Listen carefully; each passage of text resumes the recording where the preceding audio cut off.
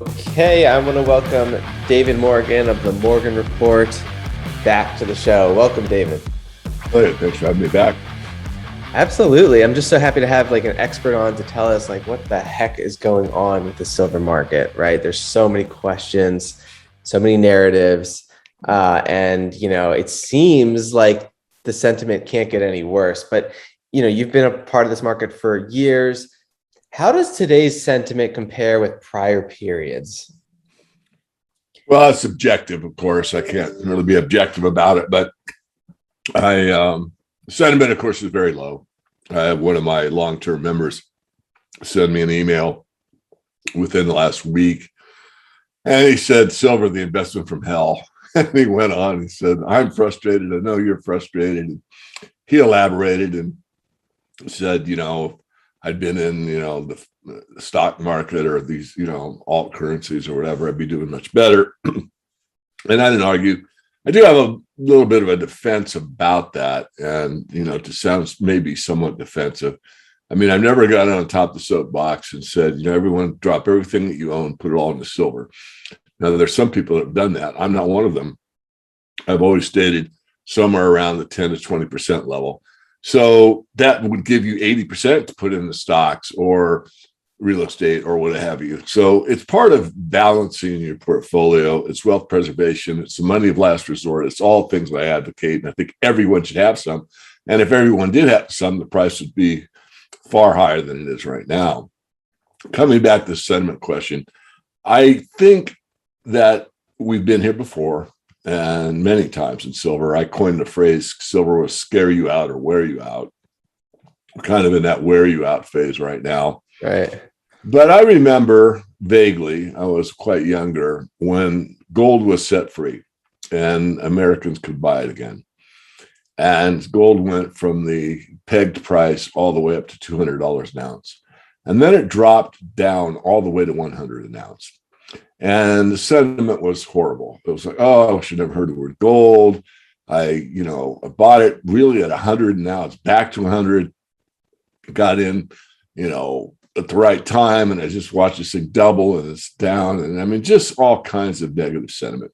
And this is typical of bull markets that climb the wall of worry. You're worried, did I make the right investment? You're worried, did I buy it at the wrong time? You're worried, will it ever go back up? You're worried that there are better investments out there. You're worried that, if you sell it, it might go back up. You're worried that if you sell it, it goes lower and now you're happy you got rid of it. I mean, there's all this consternation of emotion. Well, in the gold market, it went to that 100 and it went from there and it went up eightfold. Now, I'm not saying this is the last draw, this is the last time, but I will say that, I put my neck out many times and, I got it sliced. It hasn't been sliced off, but I've taken my hits, and rightfully so in some cases.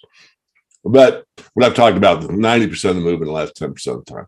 So if we are in that part of this market move, and I believe that we are, then it could make sense that what I just outlined is where we are. In other words, we're at that $100 level in gold. Everybody wants to give up. We've never heard of it. It was higher. I bought it, in January, February, March. It was 28, breaking to 30. It was just going to go over 30. Everybody was going over 30. When it go over 30, it's going to 50. And then now you're worried. So they're never going to get back to 30, right? And so that's where we are. As far as I can tell. Is that absolute? No, it's subjective. It's my, 4 decades of experience. It's watching sentiment, watching investors throw in the towel at the last minute and watch the market take off. It's the last thing. And going back to what I said, had you bought the right amount and you had, let's say, 20% exposure. I mean, CPM Group recommends a 25% exposure in gold. So, I'm actually below CPM.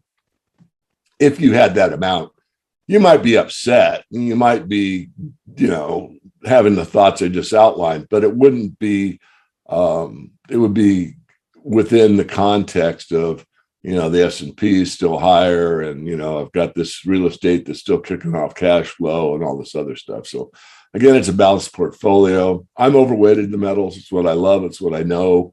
That's what I do. But I've been here so many times, I'm really not that upset by it. But I remember the early days, I sure was. That's so interesting. Yeah. So you're kind of drawing a parallel to sentiment being as bad as it was, like, before it ripped higher in like the early 2000s. And even the chart looks absolutely terrible in 2000. But that is the trigger. And that's how it 10x from there to 2000. So what caused that 10x move? What spurred that? I know it came off of a floor of terrible, terrible sentiment. Was it just the gold market kind of correcting itself, or do you recall that? Yeah, I do, but it's, this is going to sound like a snide answer, and it isn't meant to be. It's really more truthful than most answers you get from other commentators. But, low prices are the cure for low prices, and it's buying pressure. And buying pressure has momentum. And, one of the best courses I ever took were from William O'Neill, who started Investors Business Daily, and he talks about why buying a new high is actually safer than trying to pick a bottom. And I don't have time to go into that now. I've done lectures on that many times. But once you get that momentum, it's a new high. Oh, and so once you start in a profit zone, people tend to hold because, they want to see what their profit level is. They don't know. It's not determined yet. And so, having traded futures for some time, I learned by the hard school of the school of hard knocks that you got to sell in the strength. So you don't want to get too greedy. And that's, for paper profits. The problem that I see and very few do, it's only kind of as alternative guys. You wouldn't hear it from, mainstream metals people. You might not want to trade that silver for dollars at some point, right? I mean, if you swap out that, monster box that you've held on to for 10 years and gone through all the ups and downs and all the emotional inputs and outputs, and your wife talking to you and your kids saying, Dad, you never should have done it. And all of a sudden you are there, man. Silver's at, pick a price, and you're smiling. And that price is in real terms going to buy you more than it did when you bought it. So you make that swap, you go to a coin dealer, you get all this green paper, and all of a sudden, the next day the bank's closed. And I'm being extreme here. I'm just doing a thought experiment. What I'm saying is you may, and I say may, it's not a definite, be making a mistake to swap for fiat. And we don't know for sure, but that is something I've thought about for quite some time. And many of my, members have asked me, well, why, what do we do? And of course, the answer is I don't know at this time. I'll be writing about it when the time comes. But you want to have something you want to move into. So in other words, you might do the direct exchange. You might take that monster box and pay off your mortgage. You might take that monster box and buy an apartment. You might take that monster box and buy 2 trucks. I mean, there's lots of things you do directly. And then if you had to go to fiat, just have something that you wanted to move with it very quickly. And that'd be, exchange it for your, 150 grand, and that 150,000 you're going to put a down payment on some land somewhere or whatever. But you may, and I say may, I want to be very specific. As David said, the dollar, if you change for fiat, you're making a mistake. I'm not. I'm saying that it could be, especially when it's a perceived currency crisis. In other words, silver is really rocketing straight up, that parabolic hockey stick going higher and higher and higher every day, and everyone's buying silver, and so it can only go to 1,000, whatever the moniker is at the time, whatever the meme is. And I don't know. I know it'll be higher, and it'll be enthusiasm. Been here many times. With silver, I've seen it in soybeans, I've seen it in wheat, I've seen it in many markets. When that happens, you've got to keep a cool head and make a plan. And this is where a lot of people fail, because they fail to plan. And then when it peaks and it starts down in fiat, then there's nothing. Everybody's a buyer one day, and then the next day everybody's a seller. Now there's nobody to buy it from you. So you got to be a little bit careful. So yeah, really poor sentiment seems to be a contrarian signal for when or when precious metals finally take off, once they wash out all the weak hands. And it's just really interesting. Like, it seems like the worse the chart looks, the better the buying point generally. Yeah, that's about it. That's kind of how I like to do technical analysis, to be honest. If I like something and the chart looks terrible, I'm like, no one wants it right now. That's when you buy it, right? Well, if I might add to that, Elliot, I was only asked to write for Futures Magazine one time, but it was several years ago. And I wrote it because I wanted to write about the metals, and I did. And the article was named Spiked, and I think that might have been something after the word spiked with an exclamation point. But I talked about silver has its typical spike lows and spike highs. And a spike is just a straight line down or a straight line up, And we had that in the silver market here recently. We had that spike from 2250 to 2150, and it came right back up. I think a day later or 2 days later, I was on an event. I wasn't watching the market as close as normal. But, it was a spike. So I try to get in on those. I actually was very lucky or skillful or whatever on the March 2020 low where we hit that 12 on the paper markets. I actually bought the day before that. Okay. So I didn't get it right. I was real wrong. I was a day early.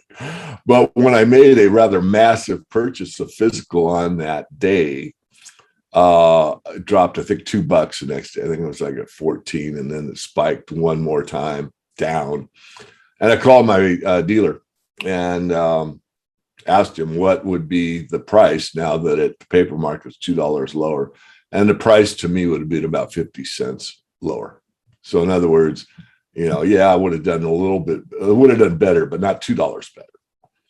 And that's not true in the paper market. So I'm going to be crystal clear here that, I was in the futures market and I was, long at 14 and now it's at 12. I don't think I would have got a margin call depending on how much you had in your account. And you could have averaged down about it. But when these spikes happen, and I was very naive when I just started following the markets as a teenager, but I used to think, I look at the American stocks, oh man, I could have bought all that silver at 12 and then I could have sold it all at, 52, And this is an amateur's attitude because what people don't know, some don't know, I didn't know, say me, I didn't know at that time, and I've certainly known for decades, is that there were only 2 trades at 12, and then it moved it to 12.25, and there were 6 trades, and that moved it to 12.50, and then there were 8 trades, and that moved it to 13. Then there were 10 trades, and it jumped from 13 all the way to 1380, and there was a gap in the chart because there's so much buying pressure. So you couldn't have bought your $12 million of silver at 12. It would have moved the market from that 12 up to 15 or something, and that's how markets really move. And the same thing on the sell side. That's why you want to sell in the strength. Everybody wants to, I'd probably show my age, which I don't care, but the Rodney Dangerfield Caddyshack. If you haven't seen the movie and you want to laugh, you ought to rent it. But I digress. But he's out of the golf course with the cell phone before there was such a thing as a cell phone. It was like, this was, part of the movie. Like, there's a phone in the golf cart. And he gets, everybody's buy and sell. Everybody's selling, buy. So that's what you want to do, especially in a market as small as the silver market, because there are institutions that have a lot of paper silver, and there are some institutions that have some physical silver as well. Yeah, exactly. So the contrarian trade is to fade the poor sentiment, and it seems to have worked if you just back test that. But then my question is, silver bears might say, well, the sentiment is justified, right? I mean, look at the CPM group coming out with these analysis saying that there's plenty of silver in the ground, there's plenty of supply meeting the demand, even the projected investment demand, which comes out of the CPM group, right? So, which is why the CPM group's more measured, I think, in their kind of like projections and how the silver market's going to move. But what is it that it seems to be there's this intangible variable with investment demand where bulls, long-term bulls such as yourself think that there will be these very volatile spikes. What is it that could move the market, way higher than a lot of these kind of more measured projections? Well, one of the main problems with the silver market is trust. There's too much trust by the investment community, and this is a problem because, like in the early days of the goldsmiths, where the goldsmiths held the gold and gave out certificates to the gold owners, they quickly realized that maybe 10% of the people ever come back with that certificate and exchange it back into gold. So they're able to make up more certificates out of thin air that represented gold than gold that didn't exist. Well, that happens in the market, in the metals markets, and more often than people would like to consider whatsoever. So um, the problem is that there are games played in the metals markets. And for example, there was a time back many years ago when Morgan Stanley had sold silver to their clientele, and they were also charging storage. And one of their clients wanted, press the issue basically, and found out that not only did Morgan Stanley never buy any silver at all, they didn't have a vault, and they were not storing anything and charging for storage. And then an article that came out in Coin World, it pressed the issue, and it stated in that article, I'm not saying this, Coin World said this, that Morgan Stanley had referenced that this was standard practice in the industry to take, money for silver investment and not do anything with it except put it in their bank accounts and send out false statements saying you own this much silver and it's secured and you got to be charged this much for storage. So my point is that I've made this many times. I haven't done it lately, Elliot. I think it bears repeating. If I were to stand in the middle of a large stadium somewhere and I had everyone that believed with all their heart that they owned silver, but they didn't see it, they just had a certificate for it, and you name the storage facility, some of the top, best known brokers in the world, some of the best top known entities in the world. And they have this really cool piece of paper. If you put all that paper on one side of the line, and then you put all the physical silver on the other side of the line, there's a huge mismatch. Is it 10-1? I don't know. Like the goldsmiths? I don't know. Is it 100-1? I don't know. Is it 3-1? I don't know.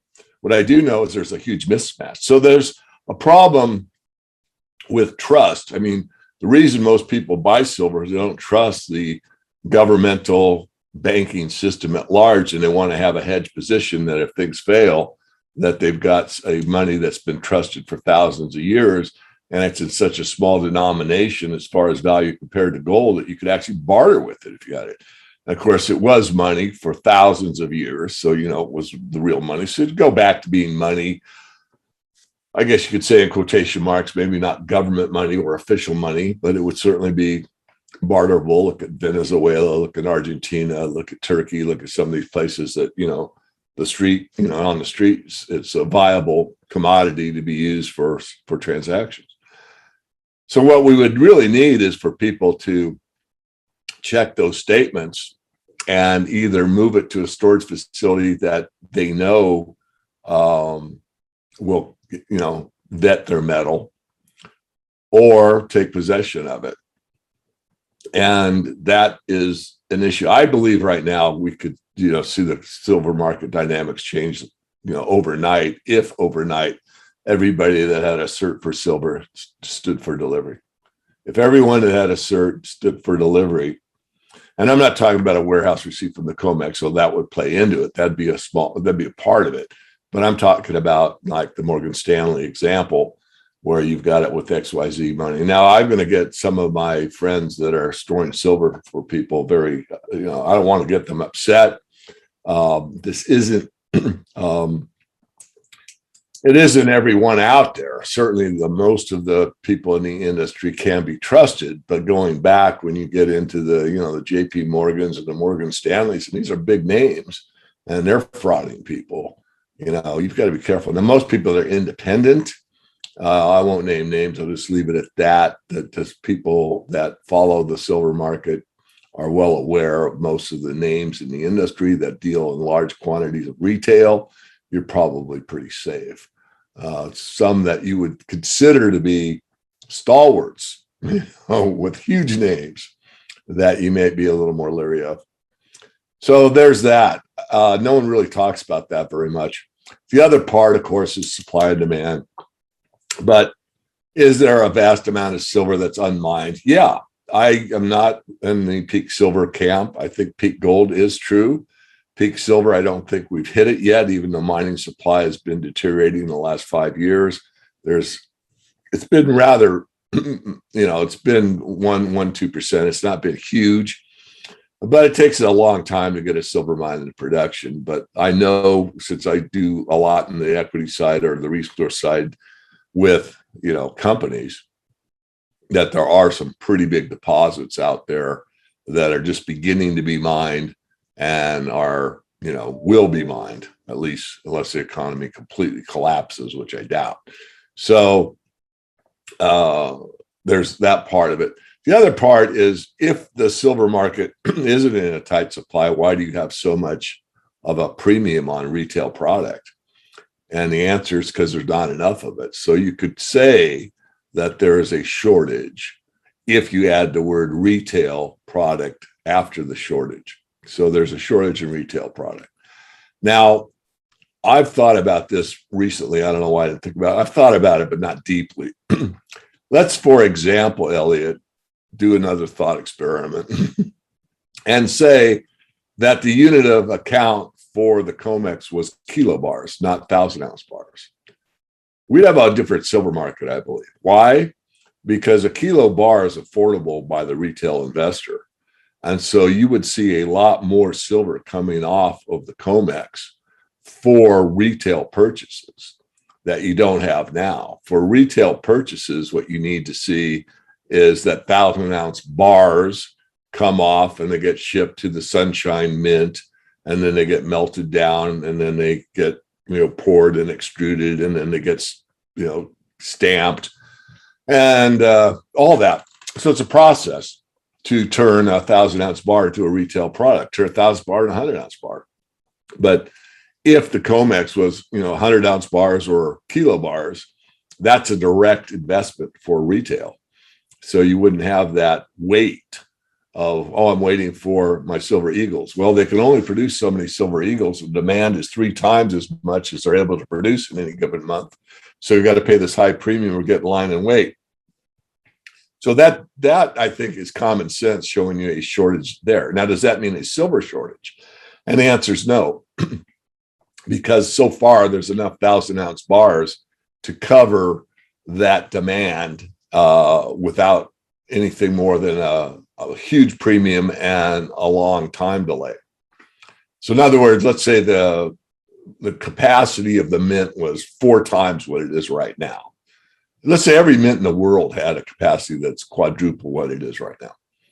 You probably wouldn't see a retail shortage, because the capacity, you'd have an overcapacity from what the demand is right now.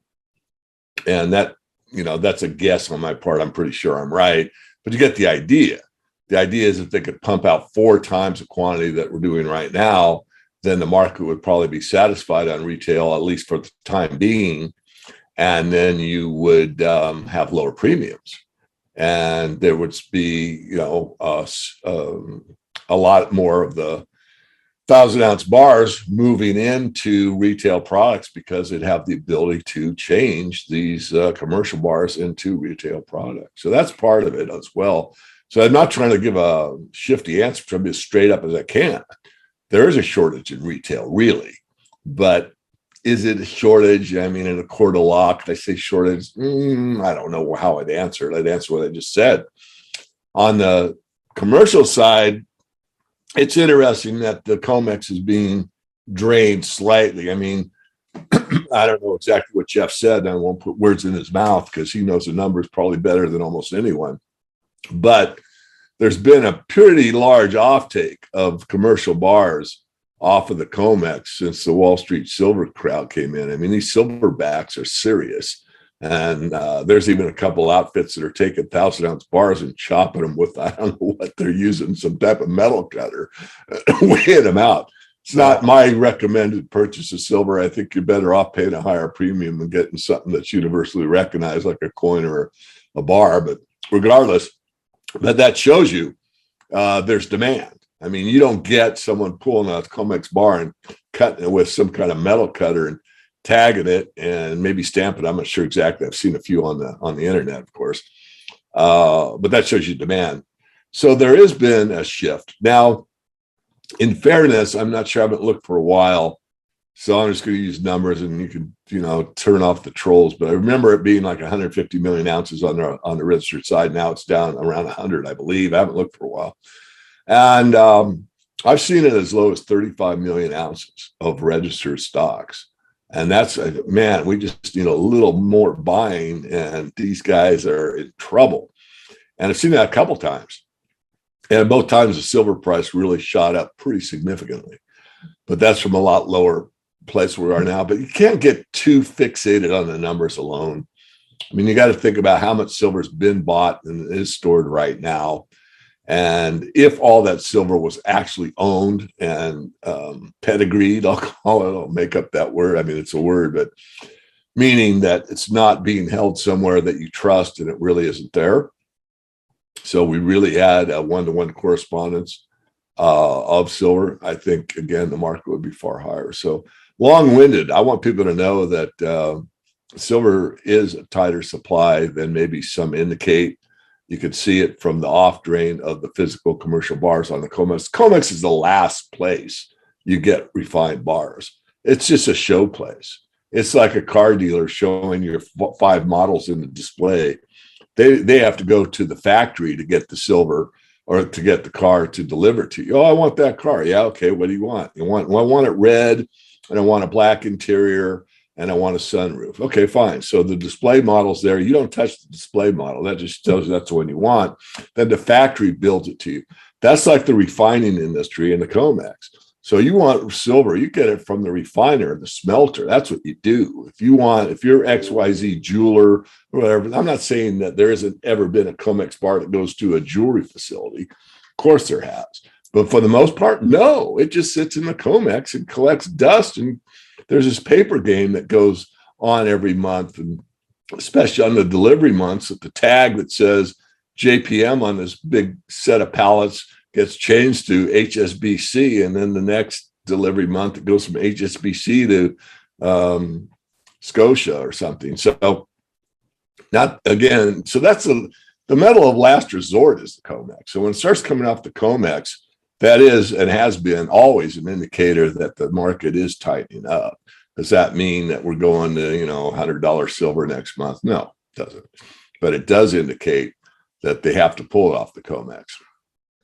Okay, that's really interesting. So yeah, the official statistics are kind of being masked by this paper game that's happening behind the scenes. And you're saying that the market's tighter than the official statistics might portray.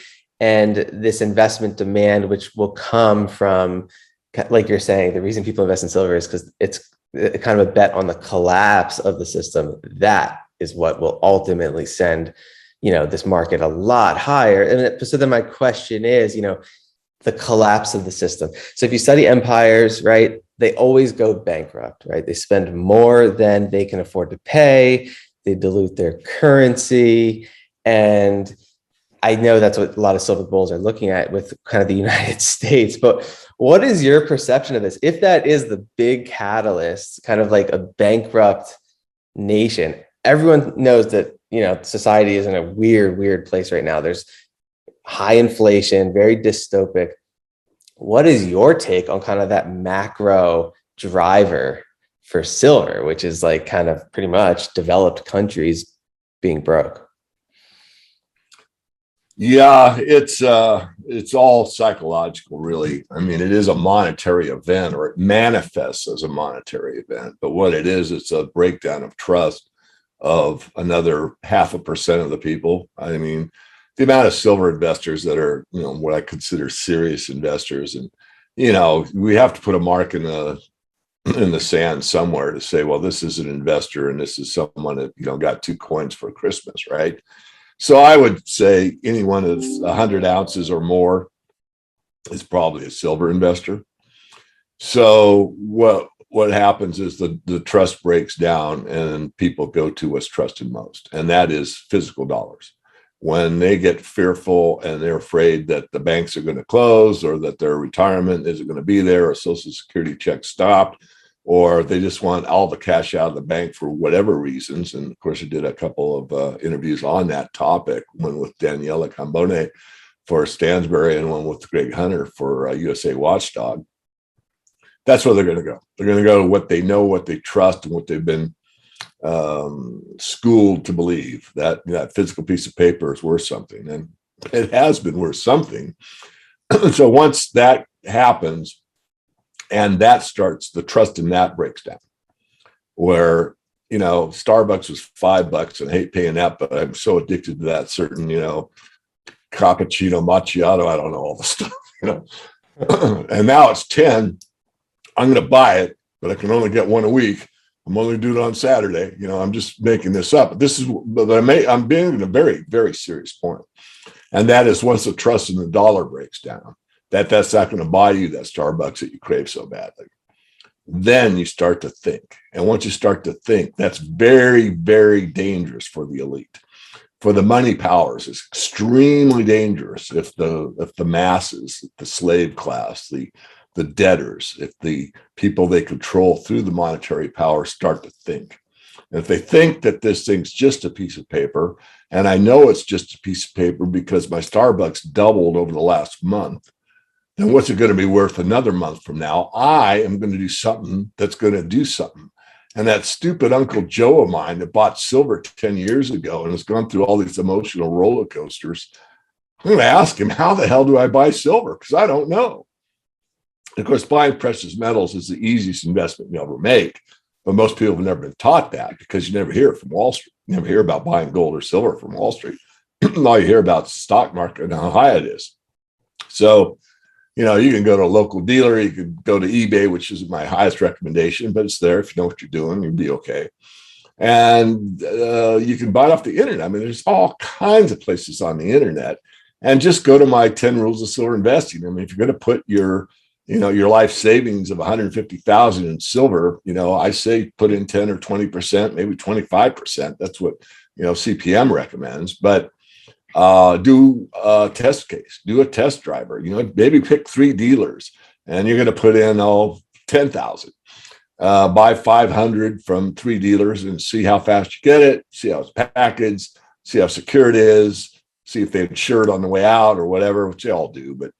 And now you've got a dealer or 2 or 3 that are trustworthy, and they almost all are. I'm just trying to keep people from being burned. I just hate to see it. I get these calls occasionally about people that made a big mistake. They bought it all at once. They bought too much. They bought the wrong kind. And all those things could be prevented. It's free. The 10 Rules of Silver Investing by David Morgan. Just follow those rules. Start small. Be confident. Once you have a dealer can trust, buy from that dealer and load up to what you think is the right amount, which again, in most cases, look, if everybody in the United States bought 2 ounces of silver, you'd wipe out the mine supply, or 3 ounces, you'd wipe out the mine supply for the world. I did an interview for the Silver Symposium, Elliot, and I said, why silver isn't money? I said, there's 150 million workers in the United States. The average workday is 8.8 hours, and the average wage, which surprised me, is $26 and change per hour. So if you do the math in your head, it's 150 million times an 8-hour day, which is 1.2 million man hours, 1.2 billion man hours for one day in the United States. And the wage was 26, which is about what an ounce of silver costs. So you could only pay the workforce for the United States of America for one day if we had 1.2 billion ounces of silver mined in a year, but we don't. We have 1 billion ounces. That's about 850 mined and 150 million that is recycled. Now comes the next slide. And I said, well, how can the silver standard work for 400 years then? If you can't pay the US workers for one day in silver, how can you have a world on a silver standard for 400 years? Well, it's pretty simple if you think about it for about 12 seconds. It's because the value of silver was priced relative to what the man hours labors were. In other words, like going back to, a couple people like Chris Dwayne and a few others, a tenth of an ounce of silver was a day's wages. Okay. So if you go back to my thought experiment of paying everybody, you'd be paid an ounce per hour. So everybody in the workforce in the US would be getting 8 ounces that day, and you'd wipe out the entire silver supply for a year, or more than the entire silver supply for a year. So now just take that factor and say, all right, well, what if that's amount of silver is good for a year. Then you multiply the paper price by 365, whatever. You take that wherever you want. The illustration is one, to get you to think, two, get you to realize how undervalued the price is, three, to get you to realize, well, if they had a silver standard for really thousands of years, but the Spanish mule dollar was considered the standard for a long time. That's how the tailor, the dollar, came about, that name. So that's an idea that very few people will ever see unless you were at the Silver Symposium. It may spread around the internet. I don't know. I'm certainly not the most popular guy on the internet. But that's the idea, is how can you have a silver standard that lasts for centuries? And yet today, if you were on the silver standard, you couldn't even make it last for a day. Wow. So that speaks to the debasement, essentially, right, of the value of the currency and therefore the premium on silver. So just to summarize, so there's this really bad sentiment right now, which is a contrarian indicator. The market is tighter than people realize.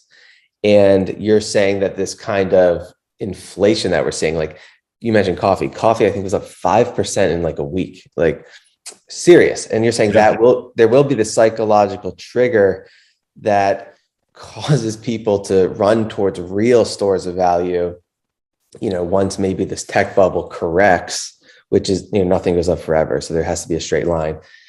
And you're saying that psychological trigger will drive people towards time-tested stores of value. And that is where the value kind of adjustment occurs in the precious metals market.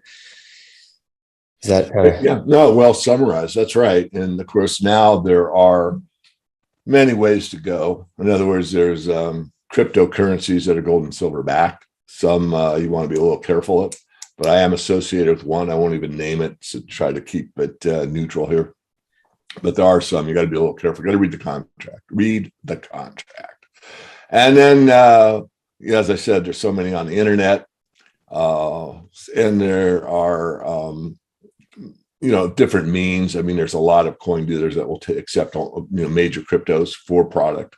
So there's a lot of cross currents going on through the alternative currencies that you can use in the precious metals arena.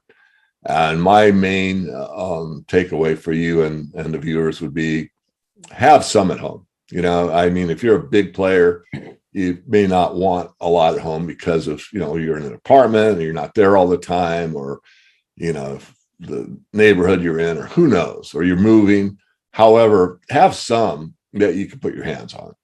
And then the rest, when you store it, be very careful who you choose as a storage facility. Most of the retail, again, I won't go over what we already did at the beginning of the interview, but there's more hanky-panky going on in the financial system. Of course, we know it's corrupt as all get out.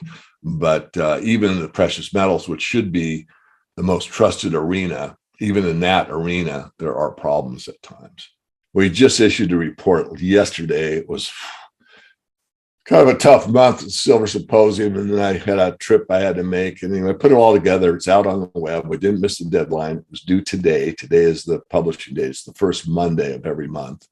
Have a couple of really interesting mining companies in there that we featured, and it's a way to get silver in the ground very cheaply, but it's also higher risk. But it's sort of like the analogy of, buying a golden egg or buying the goose that lays the golden egg.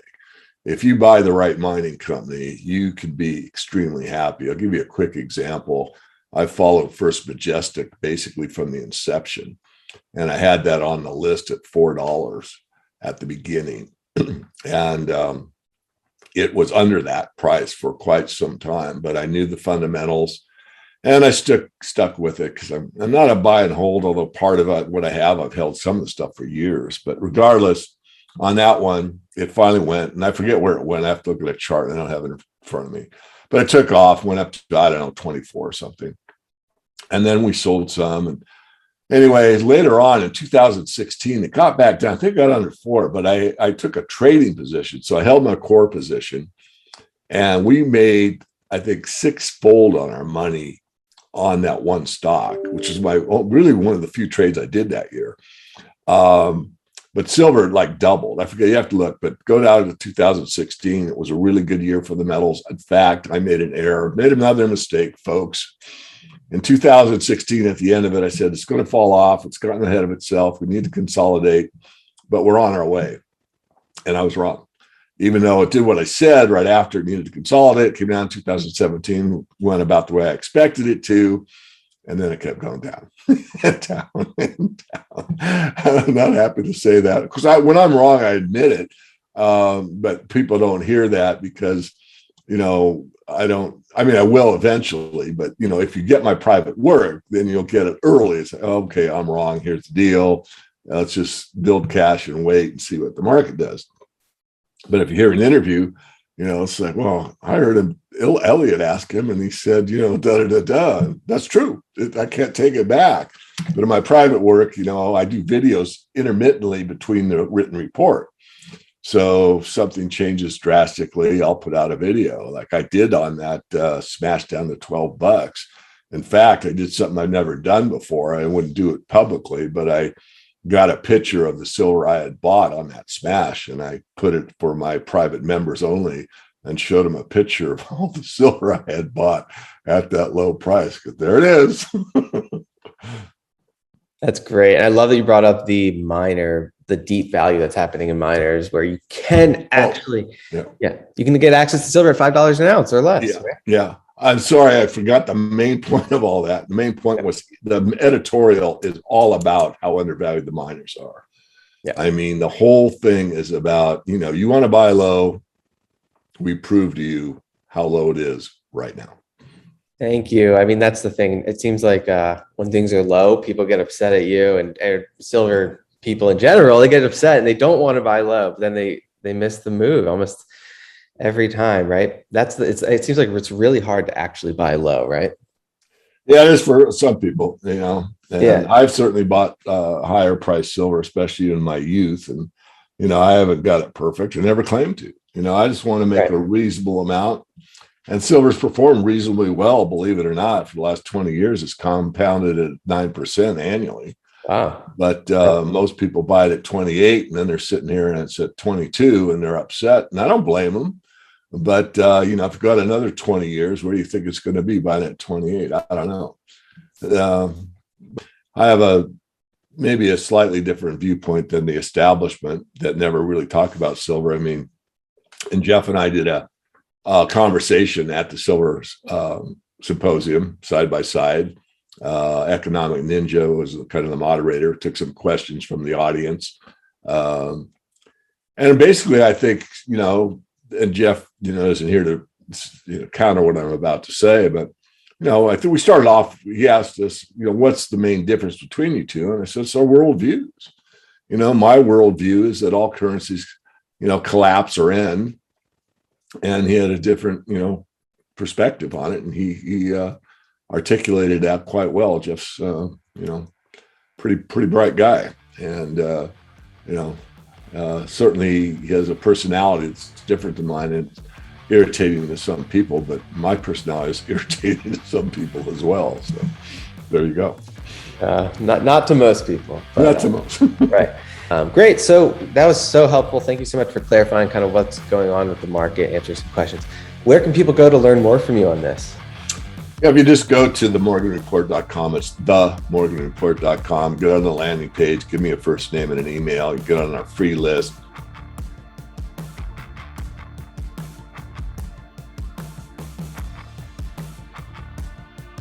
This discussion is for informational purposes only. Nothing in this discussion should be taken as investment advice. Guests are not compensated for their appearance. Do not base any investment decisions on the information presented.